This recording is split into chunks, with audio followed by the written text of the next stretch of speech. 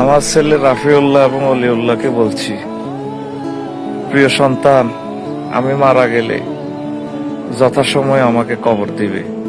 কারণ আমি যদি জান্নাতি হই, কবরে আমার খানার প্রস্তুত আছে, আর যদি জাহান্নামী হই, কবরে আমার মায়ের প্রস্তুত আছে। তোমাদেরকে আমি অনেক কষ্ট করে, যত্ন করে, আদর দিয়ে বড় করেছি আমার কবর নিয়ে, মৃত্যু নিয়ে।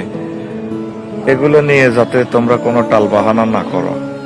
হে প্রিয় সন্তান, আমাকে যথাসময়ে কবর দিও, আমার লাশ নিয়ে টালবাহানা করিও না। পৃথিবীতে অন্তত যথাসময়ে আমার মৃত্যু সংবাদ এবং কবরস্থ হওয়ার এটা আমার নাগরিক অধিকার। এই অধিকার আমার আল্লাহ এবং রাসূল সাল্লাল্লাহু আলাইহি সাল্লাম দিয়েছেন। প্রিয় সন্তান, তোমার কাছে শুধু আমি এটুকু চাওয়া পাওয়া, আমার বন্ধু বান্ধব, আমার দেশবাসী যাতে যথাসময়ে আমার মৃত্যু সংবাদ শুনে আমার জন্য দোয়া করে। আমার মৃত্যু নিয়ে কোনো কারচুপি করিও না। রাফিউল্লাহ এবং অলিউল্লাহ, তোমাদের দীর্ঘ জীবন কামনা করতেছি। আসসালামু আলাইকুম ওয়া রাহমাতুল্লাহি ওয়া বারাকাতুহু।